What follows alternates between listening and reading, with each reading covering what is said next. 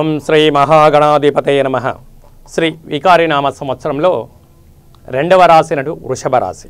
వృషభ రాశి వారికి కృత్తికా నక్షత్రంలో 2, 3, 4 పాదములు, రోహిణి నక్షత్రంలో 4 పాదాలు, మృగశిర నక్షత్రంలో 1, 2 పాదాల వారికి వృషభ రాశి అవ్వడం జరుగుతుంది. ఈ యొక్క రాశి వారికి ఆదాయ వ్యయాల గురించి మనం తెలుసుకుందాం. ఆదాయం 8, వ్యయం 8. అంటే వీళ్ళు ఎంతైతే సంపాదిస్తారో అంత ఖర్చు అవుతుందని చెప్పడంలో ఏమాత్రం సందేహం లేదు. అదేవిధంగా గౌరవం 5, అవమానం వచ్చేటప్పుడు 6 అవుతుంది. అంటే సమాజంలో ఏ ఒక పని చేసినా పొగిడే వాళ్ళు కొందరుంటే దాన్ని డిసప్పాయింట్ చేసే వాళ్ళు మరొకరు ఎక్కువగా ఉన్నారు. పైన ఈ రాశి వారికి ప్రస్తుత కాలమాన ప్రకారంగా అష్టమ స్థాన శని జరగడం జరుగుతుంది. ఈ యొక్క అష్టమ స్థాన శని సంచార స్థితి ఎంతవరకు ఉంటుందయ్యా అంటే తెలుగు సంవత్సరాదిలో ఆంగ్లనామ సంవత్సరంతో మనం పోల్చుకున్నట్టయితే 2020వ సంవత్సరము జనవరి 24 వరకు ఉంటుంది. కనుక కొద్దిపాటి తగు జాగ్రత్తలు వీళ్ళు పాటించినట్టయితే సకల శుభాలు కలుగుతాయి. ఎందుకంటే ఈ సంవత్సరం పరిపాలించేటువంటి రాజు శనైశ్వరుడు.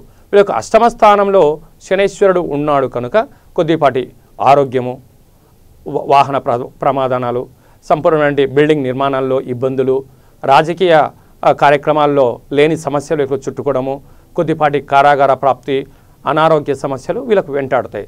అలా కాకుండా తగు జాగ్రత్తలు వీళ్ళు పాటించినట్లయితే, ధర్మాన్ని వీళ్ళు పాటించినట్లయితే ఎక్కువ శాతంగా వీరు తెలుపు వర్ణము వస్త్రాలు ధరించడము, ఎక్కువ శాతంగా ప్రశాంతంగా ఉండడము, ఉదయము సాయంత్రము మెడిటేషన్ లాంటివి చేయగలిగితే కోపానికి ఆవేశానికి దూరంగా ఉండి ప్రశాంత తత్వాన్ని వీళ్ళు పొందగలిగితే వీళ్ళకు రాబోయే రోజులు సువర్ణ అధ్యాయం రోజులుగా భావించవచ్చు. ఎందుకంటే శాంతానికి మించినటువంటి భూషణం లేదట, మౌనానికి మించినటువంటి ఆయుధం లేదట. అలాగా ఈ అష్టమస్థాన శనిలో ఉన్నప్పుడు శాంతం, మౌనం, ప్రశాంతం ఉండడం వలన ప్రపంచాన్ని జయించేటువంటి శక్తులు వీళ్ళకు ఉండడం జరుగుతుంది.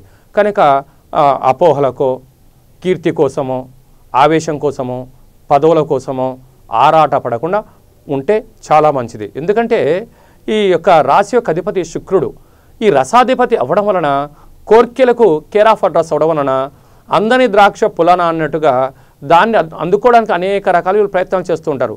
వాటిని ఎంత కోరికలను వీళ్ళను అంటే కోరికలను కోరుకోకుండా ఉన్న దానిలో తృప్తిపడి ఉండగలగాలి. ఉదాహరణకు మనము 50 కిలోమీటర్ల స్పీడ్లో ఒక కార్లో బైక్లో వెళ్తున్నాము. 70 కిలోమీటర్ల స్పీడ్లో వెళ్తున్న వ్యక్తిని చూసి ఆనందపడాలి తప్ప అతన్ని నేను ఓవర్టేక్ చేయాలి అంటే అతన్ని దాటి వెళ్ళాలి అనేటువంటి ఈర్ష్య మనలో పుట్టకూడదు. అతను 70లో పోతుంటే మనం 100లోకి స్పీడ్ తీసుకోగలగాలి. అలాంటి ప్రమాదాలు అంటే ఆవేశాలకు మనకన్నా కింది స్థాయి వాడిని చూసి స్వామి నాకు ఇది ఇచ్చావు, ఇది ఆనందం అని ఎప్పుడైతే వాళ్ళు ఆనందంగా ఉండగలరో వాళ్ళకు మంచి భవిష్యత్తు ఉంటుంది. వీలైతే ఒక పంచముఖి రుద్రాక్ష కానీ, అష్టముఖి రుద్రాక్ష కానీ మెడలో ధరింప చేసుకోవడము. విశేషమేంటి, శనివారం పూట శివాలయము, సోమవారం పూట వెంకటేశ్వర స్వామివారి దేవాలయాలకు వెళ్ళి ఆ స్వామిని దర్శించడం వల్ల వీళ్ళకు అష్టమ స్థానంలో ఉండబడిన శని సంచార తీవ్రత తగ్గి సకల శుభాలు కలుగుతాయి. కనుక ఆ విధంగా వీళ్ళకు చాతనైనంతవరకు, అసలు ఇది వేసవి కాలము, కాకులకు కానీ పక్షులకు కానీ గింజలు బిల్డింగ్ పైన పెట్టడము, ఒక కప్పులో నీళ్లు పోసి ఏర్పాటు చేయడం వల్ల పశుపక్షాదులు ఆ ఆహారాన్ని స్వీకరించి వీళ్లకు ఉండబడినటువంటి డంగులను తొలగించి ఐశ్వర్యాలు కలగాలని పశుపక్షాదుల యొక్క ఆశీస్సులు ఉంటాయి. ఆ విధంగా ఉండాలని కోరుకుంటూ వృషభ రాశి వారికి ఈ సంవత్సరం సర్వత్రా శుభం కలగాలని కోరుకుంటూ మా ఆశీస్సులు నాయన.